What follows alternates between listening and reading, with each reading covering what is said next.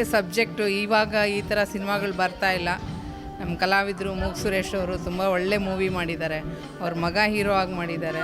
ಈ ಥರದ ಕತೆ ಬೇಕು. ಈಗ ಬರೋ ಸಿನಿಮಾಗಳಲ್ಲಿ ಏನು ಗೊತ್ತು ಗುರಿ ಇರಲ್ಲ, ಫ್ಯಾಮ್ಲಿ ಕೂತ್ಕೊಂಡು ನೋಡೋಕ್ಕಾಗಲ್ಲ. ಬಟ್ ಈ ಸಿನಿಮಾ ನಾವು ಫ್ಯಾಮ್ಲಿ ಜೊತೆ ನೋಡ್ಬೋದು. ಆಮೇಲೆ ಎಷ್ಟು ಫೀಲಿಂಗ್ಸು, ಆಮೇಲೆ ಅಫೆಕ್ಷನ್ಸು, ಅಪ್ಪ ಅಂದರೆ ಏನು ಎಲ್ಲ ತುಂಬ ಚೆನ್ನಾಗಿ ಚಿತ್ರೀಕರಣ ಮಾಡಿದ್ದಾರೆ. ಒಳ್ಳೆ ಸಬ್ಜೆಕ್ಟು, ಒಳ್ಳೆ ಕತೆ, ಮತ್ತು ಒಳ್ಳೆ ಆ್ಯಕ್ಟಿಂಗು ಮಾಡಿದ್ದಾರೆ. ಎಲ್ಲ ಪ್ರತಿಯೊಂದು ಕೂಡ ಇಟ್ಸ್ ಬ್ಯೂಟಿಫುಲ್. ಎಲ್ಲರೂ ಬಂದು ಕುಟುಂಬ ಸಮೇತ ಬಂದು ನೋಡೋ ಅಂಥ ಸಿನಿಮಾ. ದಯವಿಟ್ಟು ಎಲ್ಲರೂ ನೋಡಿ. ದಯವಿಟ್ಟು ನಿಮ್ಮ ಒಂದು ಹಾರೈಕೆ ನಮ್ಮ ಕನ್ನಡ ಚಿತ್ರರಂಗದ ಮೇಲೆ ಇರಲಿ ಅಂತ ಮೂಲಕ ಕೇಳ್ಕೊತೀನಿ. Thank you so much. ನನ್ನ ಹೆಸರು ಕವಿತಾ ಶೆಟ್ಟಿ ಅಂತ. ನಮಸ್ತೆ, ನನ್ನ ಹೆಸರು ಕವಿತಾ ಶೆಟ್ಟಿ ಅಂತ. ನಾನು ಬೆಳ್ಳಿತೆರೆ ಹಾಗೂ ರಂಗಭೂಮಿ ಕಲಾವಿದೆ. ಇದು ನಿಜವಾದ ಒಂದು ನೈಜ ಘಟನೆ. ಕತೆ ತುಂಬ ಚೆನ್ನಾಗಿದೆ. ಬಟ್ ಪ್ರತಿಯೊಬ್ಬರು ನೋಡಬೇಕು. ತಪ್ಪು ಮಾಡೋಕ್ಕೆ ಮುಂಚೆ ಆಲೋಚನೆ ಮಾಡಿ ತಪ್ಪು ಮಾಡಬೇಕಾಗತ್ತೆ, ಇಲ್ಲ ಸುಮ್ಮನಿರಬೇಕಾಗತ್ತೆ. ಬಟ್ ಆಸೆಗಳು ಅನ್ನೋದು ಮನುಷ್ಯನಲ್ಲಿ ತುಂಬಾ ಇರುತ್ತೆ. ಹೌದು, ನಾನು ಓದ ನಂತರ ನನ್ನ ಮಗನಿಗೆ ಕೆಲಸ ಸಿಗ್ಬೋದು ಅಂತಂತೆ ಒಂದು ಕೆಲವರು ತಂದೆ ತಾಯಿಗಳ ಮನಸ್ಸುಗಳಲ್ಲಿ ಉಳ್ಕೊಂಡಿರುತ್ತೆ. ಅದನ್ನು ರಿಯಾಲಿಟಿಗಾಗಿ ಜನಗಳಿಗೆ ಒಂದು ಮೆಸೇಜ್ ತಲುಪೋ ಥರ ಒಂದು ಸಿನಿಮಾ ತುಂಬ ಚೆನ್ನಾಗಿದೆ. ಕ್ಷಮೆ ಇರಲಿ ತಂದೆ ತುಂಬ ಚೆನ್ನಾಗಿ ತೆಗೆದಿದ್ದಾರೆ. ಸುರೇಶ್ ಅವರು, ಮೂಗ್ ಸುರೇಶ್ ಅವರು ಅಂತವೇ ಅವ್ರದ್ದೇ ನಿರ್ದೇಶನ, ಅವ್ರದ್ದೇ ಇದು. ಸಹಜವಾಗಿ ನೈತಿಕತೆಯಿಂದ ತುಂಬ ಜಾಗರೂಕತೆಯಿಂದನೂ ತೆಗೆದಿದ್ದಾರೆ. ತುಂಬ ಚೆನ್ನಾಗಿದೆ. ಎಲ್ಲರೂ ಬಂದು ಮನೆ ಮಂದಿಯೆಲ್ಲ ನೋಡ್ಬೋದಾಗಿದ್ದಂಥ ಒಳ್ಳೆ ಮೆಸೇಜ್ ಇದೆ. ಪ್ರತಿಯೊಬ್ಬರು ನೋಡಬೇಕಾಗಿರೋಂಥ ಸಿನಿಮಾ ಇದು. ಕ್ಷಮೆ ಇರಲಿ ತಂದೆ. ಮತ್ತೊಮ್ಮೆ ಎಲ್ಲರೂ ಬಂದು ಥಿಯೇಟ್ರಲ್ಲಿ ನೋಡಿ. ಧನ್ಯವಾದಗಳು. ಈ ತಂದೆ ಅಂತ ಈ ಫಿಲಿಮು ಬಹಳ ಅರ್ಥಪರ್ಥವಾಗಿಂತಹ ಫಿಲಿಮ್ ಇದು. ತಂದೆ ಮಗನ ಒಂದು ಪ್ರೀತಿ ಬಾಂಧವ್ಯ, ಮಕ್ಕಳಿಗೋಸ್ಕರ ತನ್ನ ತಂದೆ ಯಾವ ಥರ ತ್ಯಾಗ ಮಾಡ್ತಾನೆ ಅಂತ ಇದು ನಿಜವಾಗ್ಲೂ ಎಲ್ಲ ಮಕ್ಕಳು ನೋಡಬೇಕಾಗುತ್ತೆ. ಬಟ್ ಏನಂದರೆ ಜೀವನದಲ್ಲಿ ಈ ಥರನೂ ಒಬ್ಬ ಮನುಷ್ಯನಿಗೆ ಕಷ್ಟ ಬರುತ್ತೆ ಅನ್ನೋದು ಇದು ಒಂದು ಅಮೂಲ್ಯವಾದ ಪಿಕ್ಚರು. ಇದನ್ನು ಕ್ಷಮೆ ಇರಲಿ ತಂದೆ ಎಲ್ಲರೂ ಬಂದು ಇದನ್ನು ದಯಮಾಡಿ ಈ ಫಿಲಿಮ್ನ ನೋಡಬೇಕು. ಎಲ್ಲ ಮಕ್ಕಳಿಗೂ ಒಳ್ಳೆಯದಾಗಬೇಕು. ಎಲ್ಲ ಮಕ್ಕಳು ತಂದೆನ ಪ್ರೀತಿ ಮಾಡಬೇಕು. ಅಷ್ಟೇ. ನಾನು ಕ್ಷಮೆ ಇರಲಿ ತಂದೆ ಇದರಲ್ಲಿ ನಂದು ಒಂದು ಸಣ್ಣ ಪಾತ್ರ ಇದೆ. ಮಿನಿ ದ್ವಾರಕೀಶ್ ಅಂತ. ನಾನು ಟಿ ನರಸೀಪುರ. ಈ ಸಿನಿಮಾ ನೋಡಿ ತುಂಬ ಫೀಲಿಂಗ್ ಆಯಿತು. ಲಾಸ್ಟಲ್ಲಿ ಕಣ್ಣಲ್ಲಿ ನೀರು ಬಂತು. ಅದು ಹೇಳ್ಕೊಳಕ್ಕಾಗಲ್ಲ. ಎಷ್ಟೋ ಮಕ್ಕಳು ಅನಾಥಾಶ್ರಮಕ್ಕೆ ಬಿಟ್ಬಿಡ್ತಾರೆ ತಂದೆನ. ನಿಜವಾಗ್ಲೂ ಈ ಸಿನಿಮಾ ನೋಡಿದ್ರೆ ಓಡೋಗಿ ಕರ್ಕೊಂಬರ್ತಾರೆ. ನಿಜವಾಗ್ಲೂ ಅಪ್ಪ ಎಂಥ ತ್ಯಾಗಕ್ಕಾದರೂ ಸಿದ್ಧ ಅಂತ. ನಿಜವಾಗ್ಲೂ ಈ ಸಿನಿಮಾ ನೋಡಿ ಕಲಿಬೇಕು. ಸಿನಿಮಾ ಸುಮಾರು ನೋಡ್ತೀವಿ ನಾವು, ಹೀರೋಯಿನ್ನು ಫೈಟು ಎಲ್ಲ ನೋಡ್ತೀವಿ. ಇದರಲ್ಲಿ ಏನೂ ಇಲ್ಲ. ಸಿಂಪಲ್ಲಾಗಿ ಕೊನೆವರೆಗೂ ಒಂದು ಕೊನೆ ಲಾಸ್ಟಲ್ಲಿ ತುಂಬ ಕಣ್ಣಲ್ಲಿ ನೀರಿಲ್ಲದೇ ಆಚೆ ಹೋಗಲ್ಲ. ತುಂಬ ತಿಳುವಳಿಕೆ ಇರೋಂಥ ಫಿಲಮ್ ಇದು. ದಯವಿಟ್ಟು ಎಲ್ಲರೂ ನೋಡಿ. ಕ್ಷಮೆ ಇರಲಿ ತಂದೆ ತುಂಬ ಚೆನ್ನಾಗಿದೆ ಪಿಕ್ಚರು. ಫೀಲಿಂಗ್ ಆಗೋಗ್ತೀರಿ. ಅನಾಥಾಶ್ರಮದಲ್ಲಿ ಬಿಟ್ಟಿರೋ ತಂದೆನ ಕರ್ಕೊಂಬರ್ತೀರಿ ಗ್ಯಾರಂಟಿ. ಸರ್, ಈ ಮೂವಿನಲ್ಲಿ ನಾನು ತುಂಬ ಇಷ್ಟ ಆಗಿದ್ದೇನೆಂದರೆ, ತುಂಬ ಜನ ಮಕ್ಕಳಿಗೋಸ್ಕರ ಈ ಅಪ್ಪಂದರು ಈ ಥರ ಮಾಡೋ ಪ್ಲ್ಯಾನ್ಗಳು ಮಾಡಿರ್ತಾರೆ. ಗೌರ್ಮೆಂಟ್ ಕೆಲಸನ ಏನಾದರೂ ಮಾಡಿ ಕೊಡ್ಸೋದಕ್ಕೋ ಏನೋ ಮಾಡೋಣ ಅಂತ. ಹಂಗೆ ಮಾಡಿದ್ರೆ ಫ್ಯೂಚರಲ್ಲಿ ಮಕ್ಕಳಿಗೂ ಪ್ರಾಬ್ಲಮ್ ಆಯಿತು. ಅವರು ಆ ತೊಂದರೆನಲ್ಲಿ ಸಿಕ್ಕಾಕೊಂಡು ನೋಡಿ ಇವಾಗ ಲಾಸ್ಟಲ್ಲಿ ಅವ್ರ ಅಪ್ಪ ಹಿಂಗಾಯಿತು. ಇದು ಒಳ್ಳೆ ಮೆಸೇಜ್ ಕೊಟ್ಟಿದ್ದಾರೆ. ತುಂಬ ಚೆನ್ನಾಗಿದೆ ಮೂವಿ. ಎಲ್ಲರೂ ಬಂದು ನೋಡ್ಬೋದು. ತುಂಬ ಚೆನ್ನಾಗಿದೆ ಮೂವಿ. ಅವರ ಇಷ್ಟು ವರ್ಷಗಳ ಒಂದು ಒಳ್ಳೆ ಪ್ರಯತ್ನ, ಆ ಪ್ರಯತ್ನ ಹಾಕಿ ಅವರ ಅನುಭವನ ತೋರಿಸ್ಕೊಂಡಿದ್ದಾರೆ. ಒಳ್ಳೆಯ ನಿರ್ದೇಶನ ಚೆನ್ನಾಗಿದೆ. ಸಬ್ಜೆಕ್ಟ್ ಚೆನ್ನಾಗಿದೆ. ತುಂಬ ಚೆನ್ನಾಗಿ ಬಂದಿದೆ. ಸಬ್ಜೆಕ್ಟ್ ಮಾತ್ರ ಅದ್ಭುತವಾಗಿದೆ. ಸಿನಿಮಾ ಕೂಡ ಟೋಟಲಾಗಿ ಚೆನ್ನಾಗಿದೆ. Okay, thank you. ಕ್ಷಮೆ ಇರಲಿ ತಂದೆ ತುಂಬ ಚೆನ್ನಾಗಿ ಅದ್ಭುತವಾಗಿ ಚಿತ್ರಕಥೆ ಮೂಡಿಬಂದಿದೆ. ಅವರ ಮಿಸ್ಸಸ್ಸೇ ನಮ್ಮ ಮೂಗ್ ಸುರೇಶ್ ಅವರು, ಖ್ಯಾತ ನಟ, ಹಾಸ್ಯ ನಟ ಮೂಗ್ ಸುರೇಶ್ ಅವರು ಇವತ್ತು ಒಂದು ಡೈರೆಕ್ಷನ್ ಮಾಡಿ ಅವ್ರ ಮಿಸ್ಸಸ್ನೇ ಒಂದು ಪ್ರೊಡ್ಯೂಸರಾಗಿ ತಗೊಂಬಂದು ಇವತ್ತು ಒಂದು ಅದ್ಭುತವಾದ ಒಂದು ಚಿತ್ರವನ್ನು ಮಾಡಿದ್ದಾರೆ. ಇದಕ್ಕೆ ಅವಾರ್ಡ್ ಬರಬೇಕಾಗಿತ್ತು. ಮೊನ್ನೆ ಯಾಕೆ ಅವಾರ್ಡ್ ಕೊಟ್ಟಿಲ್ಲ ಅನ್ನೋದೇ ಗೊತ್ತಾಗ್ತಾ ಇಲ್ಲ. ಒಂದು ಕ್ಷಮೆ ಇರಲಿ.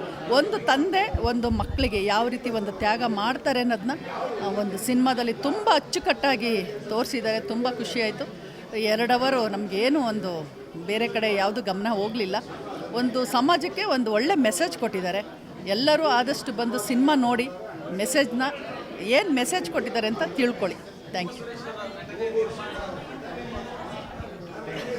ಮೂವಿ ಚೆನ್ನಾಗಿದೆ. ಆ್ಯಕ್ಚುಲಿ ಸೆಂಟಿಮೆಂಟ್ ಚೆನ್ನಾಗಿದೆ.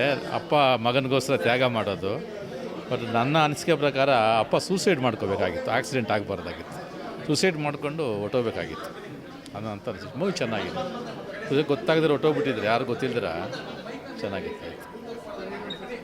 ಸಿನಿಮಾ ಹೆಸರಿಗೆ ತಕ್ಕನಾಗಿದೆ. ಕ್ಷಮೆಯಿರಲಿ ತಂದೆ ಎಲ್ಲ ವಿಭಾಗದಲ್ಲೂ ಚಿತ್ರ ಗೆದ್ದಿದೆ. ಇದನ್ನು ನಾವುಗಳು ಎಲ್ಲ ಸೇರಿ ಶತದಿನೋತ್ಸವ ಆಚರಿಸ್ಬೇಕು ಅಂಥೇಳಿ ಭಗವಂತನಲ್ಲಿ ಪ್ರಾರ್ಥಿಸ್ತೀನಿ. ಎಲ್ಲ ಆ್ಯಕ್ಟಿಂಗ್ ಕ್ಯಾರೆಕ್ಟರ್ಗಳು ಕೂಡ ಸೂಪರಾಗಿ ಸಮಯಕ್ಕೆ ತಕ್ಕನಾಗಿ ಸೌಂಡ್ ಆಗಲಿ, ಕ್ಲಾರಿಟಿ ಆಗಲಿ, ಡೈಲಾಗ್ಸ್ ಆಗಲಿ, ಸಾಹಿತ್ಯ ಎಲ್ಲ ಥರಲ್ಲೂ ಗೆದ್ದಿದೆ. All the best. N Suresh ಅವ್ರ ಮಗನ ಮೊದಲನೇ ಚಿತ್ರ 100 ದಿನ ಆಚರಿಸ್ಲಿ ಅಂತ ನಾವು ಕೇಳ್ಕೊತೀವಿ. ಅವನ ಒಂದು ಪ್ರತಿಭೆ ಇನ್ನೂ ಬೆಳಗಲಿ, ಕರ್ನಾಟಕದಾದ್ಯಂತ ಬೆಳಗಲಿ. ಈ ಸ್ಟೋರಿ ತುಂಬ ಚೆನ್ನಾಗಿದೆ. ಎಲ್ಲೂ ಇವ್ರುಗಳು ದಾರಿ ಬಿಟ್ಟಿಲ್ಲ. ಒಳ್ಳೆ ಗ್ರಿಪ್ಪಲ್ಲಿದೆ story. All the best. Cinema ತುಂಬ ಚೆನ್ನಾಗಿ ಮಾಡಿದ್ದಾರೆ. First of all Mugur Sundar ಅವ್ರಿಗೆ, ಮೀಡಿಯಾದವ್ರಿಗೆ ಥ್ಯಾಂಕ್ಸ್. ಸೊ ಸಿನಿಮಾ ಹೇಗಿದೆ ಅಂದರೆ ಈ ಒಂದು ತಂದೆ ಮಗನ ಬಾಂಧವ್ಯ ತುಂಬ ಎಲ್ಲೋ ಹೇಳ್ಕೊಂಡೋಗುತ್ತೆ. ಬಟ್ ತಂದೆ ಮಗ ಒಂದು ಅಂಡರ್ಸ್ಟ್ಯಾಂಡಿಂಗಲ್ಲಿ ಇರ್ತಾರೆ. ಬಟ್ ಇವನಿಗೆ ಕೆಲಸ ಇಲ್ಲ ಅಂದ್ಬಿಟ್ಟು ತಂದೆ ಈ ರೀತಿ ಒಂದು ತಗೊಳ್ಳೋದು ನಿರ್ಧಾರ ತುಂಬ ಒಳ್ಳೆಯದೇ ಅನಿಸುತ್ತೆ. ಆದರೆ ಸರ್ಕಾರಕ್ಕೆ ಮೋಸ ಮಾಡಿ ಈ ನಿರ್ಧಾರ ತೊಗೊಂಡಿರೋದು ಯಾರಿಗೂ ಗೊತ್ತಾಗಲ್ಲ. ಬಟ್ ಅದು ಲಾಸ್ಟ್ ವೀಕೆಂಡ್ಸಲ್ಲಿ ಗೊತ್ತಾಗುತ್ತೆ. ಬಟ್ ಆದ್ರೂ ತುಂಬ ಚೆನ್ನಾಗಿದೆ ಪಿಕ್ಚರು. All the best. ಎಲ್ಲರಿಗೂ ಒಳ್ಳೆಯದಾಗಲಿ. ಬಂದು ಸಿನಿಮಾ ಥಿಯೇಟ್ರಲ್ಲಿ ನೋಡಿ. ಕನ್ನಡದವ್ರೆ ತುಂಬ ಪಿಕ್ಚರ್ ಭಾಳ ಚೆನ್ನಾಗಿ, ಎಲ್ಲ ಆ್ಯಕ್ಟ್ರುಗಳು ತುಂಬ ಚೆನ್ನಾಗಿ ಮಾಡೋರು. Thank you. ನೀವು ನನ್ನನ್ನು ಮಾತನಾಡಿ ಅಂತ ನೀವು ಹೇಳ್ತಾ ಇದ್ರೆ ನಾನು ಹೇಗೆ ಮಾತಾಡಬೇಕು ಅಂತ ನನಗೆ ಗೊತ್ತೇ ಆಗ್ತಾ ಇಲ್ಲಪ್ಪ. ಯಾಕೆ ಅಂದರೆ ಆ ಎನ್ ಸುರೇಶ ಇದ್ದಾನಲ್ಲ, ಅವನನ್ನು ನಾವು ಬಾಲ್ಯದಲ್ಲಿ ನಾವು ಕೊಣದೂರಲ್ಲೇ ಒಂದೇ ಸಹಪಾಠಿಗಳಾಗಿದ್ವಿ. ಆವಾಗ ಗರುಡ ಅಂತ ನಾವು ಆಡ್ಕೊಳ್ತಾ ಇದ್ವಿ. ಆದರೆ ಇವತ್ತು ನೋಡ್ತಾ ಇದ್ದರೆ ದೇವ್ರ ಮಹಿಮೆಯಿಂದ ಏನು ಅದ್ಭುತವಾಗಿ ಮಾತಾಡಿದ್ದಾನೆ, ಪಿಕ್ಚರ್ ಮಾಡಿದ್ದಾನೆ, ನಿರ್ಮಾಪಕ ಆಗಿದ್ದಾನೆ. ಇದನ್ನು ನಾವೆಲ್ಲ ನೋಡ್ತಾ ಇದ್ದರೆ ನನ್ನ ಸ್ನೇಹಿತನು ಇಂಥ ಮಟ್ಟಿಗೆ ಬೆಳೀತಾನಂತ ಬಹಳ ಸಂತೋಷವಾಗ್ತಿದೆ.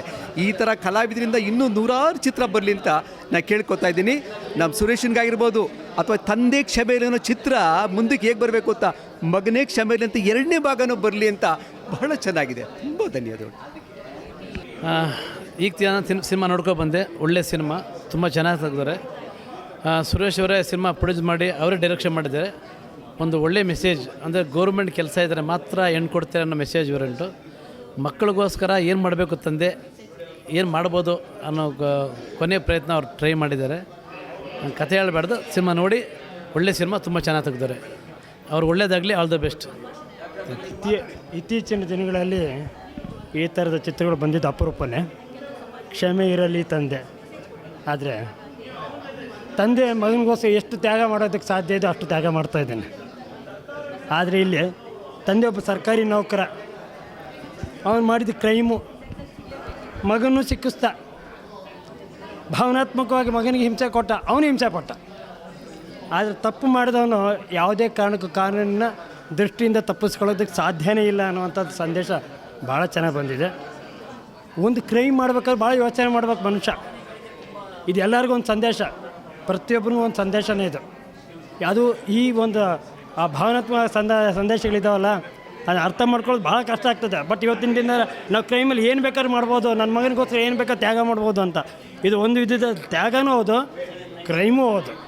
ಆದರೆ ಕ್ರೈಮ್ ಮಾಡಿ ನಾನು ಸಿಕ್ಕಾಕೊಳ್ಳಲ್ಲ ಅಂತ ಹೋದರೆ ಒಂದಲ್ಲ ಒಂದಿನ ಸಿಕ್ಕಾಕೊಳ್ತಾರೆ.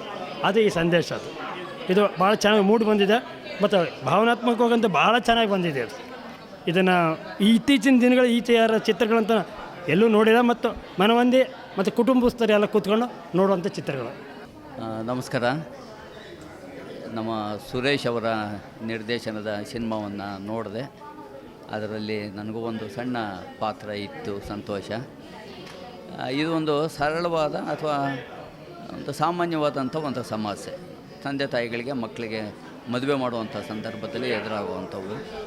ಅದರಲ್ಲಿ ಈ ತಂದೆ ಆಕಸ್ಮಿಕವಾದಂಥ ಒಂದು ಪ್ರಚೋದನೆಯಿಂದ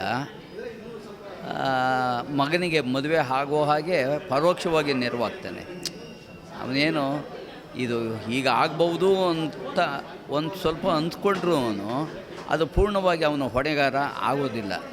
ಈ ಮಗನೂ ಅಷ್ಟೇ, ಅವರಿಗೆ ತಲೆಯೆಲ್ಲ ಚೆಚ್ಚೋಗಿದೆ, ಮುಖ ಗುರ್ತೇ ಸಿಗಲಿಲ್ಲ ಅನ್ನೋಂಥ ಕಾರಣಕ್ಕೋಸ್ಕರವಾಗಿ ನಮ್ಮಪ್ಪ ಸತ್ತಿರ್ಬೋದು ಅಂತ. ಯಾಕೆಂದರೆ ಮೊಬೈಲು, ಚಪ್ಪಲಿ ಇದೆಲ್ಲ ಅದರ ಗುರುತಿನ ಮೇಲೆ ಅವರು ತಿಳ್ಕೊತಾರೆ.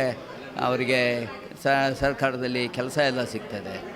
ಅದೇ ಸಮಸ್ಯೆ ಆಗೋದು ಎಲ್ಲಿ ಅಂತಂದರೆ ಅಪ್ಪ ಸತ್ತವನೇ ಅಂತ ತಿಳ್ಕೊಂಡಿದ್ದವ್ರಿಗೆ ಅಪ್ಪ ಬದುಕೇವ್ರೆ ಅಂತ ಗೊತ್ತಾದ ಮೇಲೆ ಆದರೂ ಅವನು ಸರ್ಕಾರಕ್ಕೆ ಇದು ಆಕಸ್ಮಿಕವಾಗಿ ಹೀಗಾಗಿದೆ, ನಮ್ಮದು ಯಾರ್ದು ತಪ್ಪಿಲ್ಲ ಅಂತ ಹೇಳಿದರೆ ಬಹುಶಃ ಅವನ ಕೆಲಸನೂ ಉಳಿಯೋದು, ಅಪ್ಪನೂ ಬದುಕ್ತಾ ಇದ್ದ. ಅಂದರೆ ಕೆಲವು ಸಾರಿ ನಾವು ಸತ್ಯವನ್ನು ಹೇಳಬೇಕಾದ ಸಂದರ್ಭದಲ್ಲಿ ಮುಚ್ಚಿಟ್ರೆ ಏನು ಅಪರಾಧ ಆಗ್ತದೆ, ಇನ್ನೊಬ್ಬರಿಗೆ ಸಾವಿಗೆ ಕಾರಣ ಆಗ್ತದೆ ಅನ್ನುವಂಥ ವಿಚಾರವನ್ನು ಬಹಳ ಚೆನ್ನಾಗಿ ಈ ಸಿನಿಮಾದಲ್ಲಿ ಅವರು ಕಟ್ಟಿಕೊಟ್ಟಿದ್ದಾರೆ. ನೋಡುವಂತಹ ಸಿನಿಮಾ. ನಮಸ್ಕಾರ.